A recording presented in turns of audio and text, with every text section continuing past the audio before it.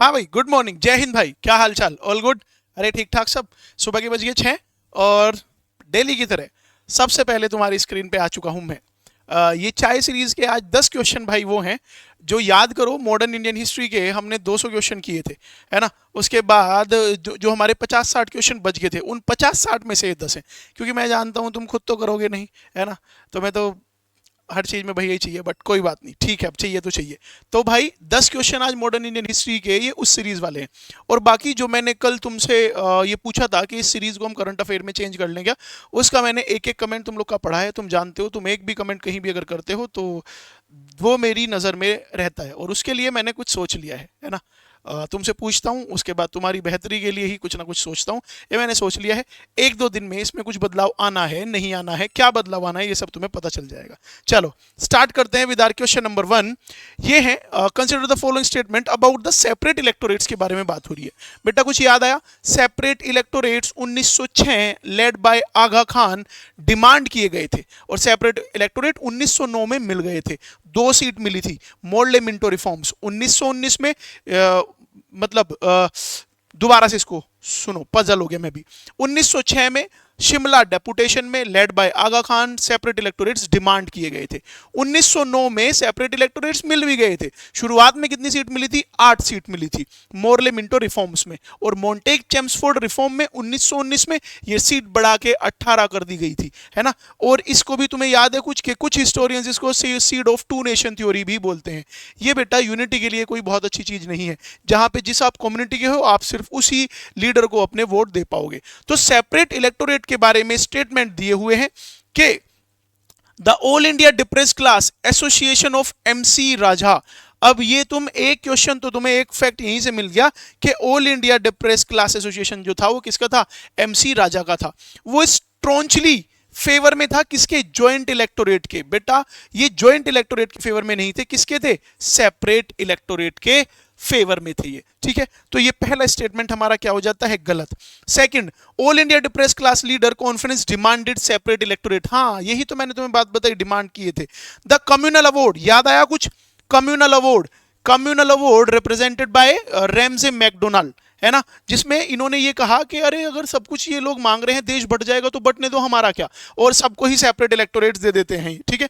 जिसको गांधी जी समझते हैं कि ये भारतीय एकता पर, एकाग्रता पर ये अटैक है, और वो फास्ट रखते हैं अंटो डेथ, कि जब तक आप इसे ठीक नहीं करते। तो इसका फिर अमेंडमेंट आता है क्या? पूना पैक्ट, जिसको रिप्रेजेंट करते हैं कौन? B R Ambedkar. चीजों को रिलेट करके याद रखा करो। सितंबर 1932 में सेपरेट इलेक्टोरेट्स अनटचेबल्स के लिए भी दिए गए थे, बिल्कुल सही बात है। तो दूसरा और तीसरा ठीक है, आंसर हो जाएगा B. Next question, who among the following was the last governor general of India before the office was permanently abolished? 1948 से 50 में सी राजागोपालचारी जो थे वो लास्ट गवर्नर जनरल थे, उसके बाद ये पोजीशन एबोलिश कर दी गई थी, ठीक है बेटा। ये लिलित गो तो 42 के टाइम पे था, जहां पे हमने ये पूछा था कि भाई वॉर एम्स क्या होने चाहिए, तो इसका जो रेस्पॉन्स था वो एंटायरली नेगेटिव था। कुछ याद आ रहा है? लॉर्ड वेवेल प्लान था, जिसमें इसने एक कोशिश और की थी कि भाई ये 2-3 पोस्ट छोड़ के पूरा का पूरा भारत तुम रख लो, ठीक है। माउंट बेटन प्लान से हमें चीजें याद हैं ही, इंडियन इंडिपेंडेंस एक्ट 1947, तो ये तब था, ठीक है, याद रहेगा ये answer C Rajagopalachari. Which one among the following was demanded by all India depressed class conference ने बंबई में 1931 में क्या मांगा था? भाई साहब, यूनिवर्सल एडल्ट सफरेज हमारे देश में अब है ना। जैसे कि यूनिवर्सल एडल्ट सफरेज का मतलब यह है कि 1 वोट 1 वैल्यू, किसी के साथ भी कोई भी भेदभाव नहीं होगा। इफ यू आर 18 और above you can cast your vote without the discrimination of caste, colour, creed, religion और बिलीफ। आज की डेट में सोशल, इकोनॉमिकल, पॉलिटिकल, अगर कोई अंबानी भी है, हजारों करोड़ रुपए हैं, वोट की वैल्यू 1। और अगर कोई मजदूर भी है जिसकी जेब में एक पैसा नहीं है, उसकी भी वोट की वैल्यू 1, ठीक है। तो ये तो अब है, उस टाइम पे कहां मांग लेंगे? तो बेटा इसका जो, और ये देखो, United state in India, United state जानते हो, फेडरल मतलब जहां पे पावर्स बटी हुई हैं, यूनाइटरी मतलब जहां पे सारी की सारी पावर किसके पास है? सेंट्रल गवर्नमेंट के पास है। ये नहीं होगा, ये नहीं होगा, आंसर होगा तुम्हारा क्या? Separate electorate for untouchables. Next, in which of the following places was the Ahmadiyya movement? याद आया कुछ अहमदिया मूवमेंट से? अरे रिपीटेड क्वेश्चन है बेटा ये। अहमदिया मूवमेंट किसने स्टार्ट की थी, क्यों स्टार्ट की थी, ये सब मैंने तुम्हें बताया हुआ है। Mirza Ghulam Ahmad technological progress in इस्लाम, समय के साथ साथ अब हमें भी बदलना पड़ेगा, ठीक है, गुरदासपुर पंजाब। रिपीटेड क्वेश्चन है बेटा। तत्वोबिनी सभा के हिंदुज्म में जो ये रैशनलिज्म, जो रैशनल वाली चीजें हैं इनको बढ़ाओ और जो अंधभक्त वाली चीजें हैं इनको थोड़ा सा कम करो, सुपरस्टिशियस चीजों को कम करो, लॉजिकल चीजों को ज्यादा करो। Humanist form of Hinduism based on Upanishads. और 1839 में इसको कौन स्टार्ट करते हैं? देवेंद्र नाथ टैगोर, ठीक है, 1839 में, याद रहेगा बेटा। नेक्स्ट, हु फाउंडेड सेवा समिति एट इलाहाबाद इन 1914? सेवा समिति को फाउंड करने वाले थे एच कुंजरू। और एच कुंजरू कौन थे? H Kunzru member of servants of Indian society थे। Servants of Indian society important है। सर्वेंट्स ऑफ इंडियन सोसाइटी को फाउंड किसने किया था? गोपाल कृष्ण गोखले ने किया था, ठीक है भाई।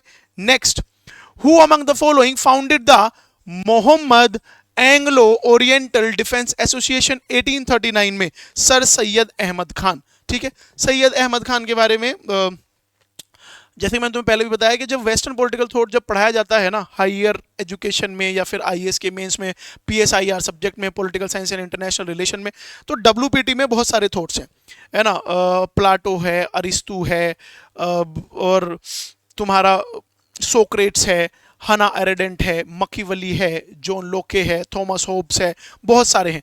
इंडिया में गिनती चुनती के पढ़ाए जाते हैं। सबसे पहले चाणक्य, चाणक्य के बाद बी आर अम्बेडकर, और बी आर अम्बेडकर और चाणक्य के बी आर अम्बेडकर, गांधी, चाणक्य। और उसके अलावा अगर इस्लाम से अगर इस कौम से अगर किसी को पढ़ाया जाता है तो that is sir Syed Ahmad Khan, ठीक है।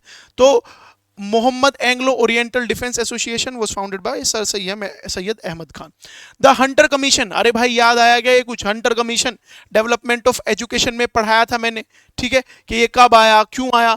तो इसका काम क्या था? एंडोर्स्ड द डिस्पैच ऑफ 1854, याद आया इससे कुछ?